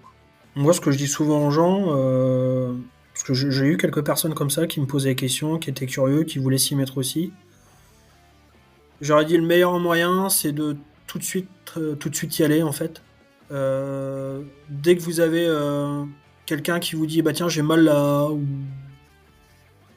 j'ai une migraine ou j'ai un truc, je dis bah vas-y mets tes mains et vois ce qui se passe. Pour moi c'est la meilleure manière. Se jeter à l'eau, pratiquer, et puis Ouais. voilà. Et moi c'est ce que j'ai fait, hein. La première fois que j'ai apposé mes mains sur un endroit, c'était pour me tester du coup par rapport à ce que m'avait dit la personne que j'avais vue. Je me dis ah bon bah je dis ok, peut-être que finalement c'est le moment. Alors j'ai fait mon truc sans le dire à. C'est quelqu'un qui partageait ma vie à ce moment-là, on va dire. Et, euh, et je lui ai pas dit en fait, elle était pas au courant de tout ça, du tout, du tout, du tout. Donc j'ai fait en sorte de mettre la main sur son épaule, l'air de rien. J'ai laissé ça comme ça pendant 15-20 minutes, sans trop penser à grand-chose. J'ai laissé faire. Voilà. Et puis le lendemain, alors ça fait une douleur qui traînait depuis un moment, d'après ce qu'elle m'avait dit. Et le lendemain, il n'y avait plus rien. Bah, c'est comme ça que je me suis lancé en fait. J'ai saisi une opportunité. Eh ben alors, je te laisse le mot de la fin. Mot de la fin, si vous cherchez un praticien sérieux, voilà, faites attention euh, aux informations qui sont affichées, notamment sur les informations d'ordre déontologique, éthique. Faut que ce soit quelqu'un qui soit quand même carré dans ce qu'il fait. Et puis voilà, et c'est le plus important au final, ça se passera bien. Eh ben voilà, c'était le mot de la fin. Bon ben merci Manu. Allez, merci à toi. Merci beaucoup. Et voilà, c'est tout pour aujourd'hui. Un grand merci à mon invité et à vous pour votre écoute. Alors si cet épisode vous a plu, n'hésitez pas à liker, à mettre des petites étoiles, à commenter, à partager sur vos réseaux. C'est le meilleur moyen de faire vivre ce podcast. Alors je rappelle que Frontières est disponible sur YouTube en vidéo et en audio sur les principales plateformes d'écoute. Tous les liens sont dans la description de l'épisode. Enfin, si vous souhaitez soutenir le projet pour qu'il continue de grandir et de vous proposer ces entretiens, vous pouvez me donner un coup de pouce sur Tipeee, le lien est également en description. Alors on se retrouve le mois prochain pour de nouvelles aventures. D'ici là, portez-vous bien et restez curieux. Salut! Et j'ai aussi un cabinet dans lequel j'interviens à Château-Thierry. Et putain, et je sais plus ce que j'allais dire. Ça, je vais la garder, celle-là. Bon, si elle est chiante, cette question, moi, c'est vrai quand me paraissait bien quand je l'ai écrite en la relisant, je me dis que c'est un peu chiant. Bon, bah, Des fois, on croit avoir des bonnes idées. putain, le mot de la fin, oh, le piège. Mangez pas trop de chorizo. Moi en ce moment, je suis tombé dans le chorizo, là, ça va pas. Et, T'es tombé dedans quand t'étais petit. ouais, je suis tombé dedans quand j'étais petit. Ouais. Bon, tu Bon, bah couperas. ça, c'est un mot de la fin. Mangez pas trop de chorizo. Ah ouais.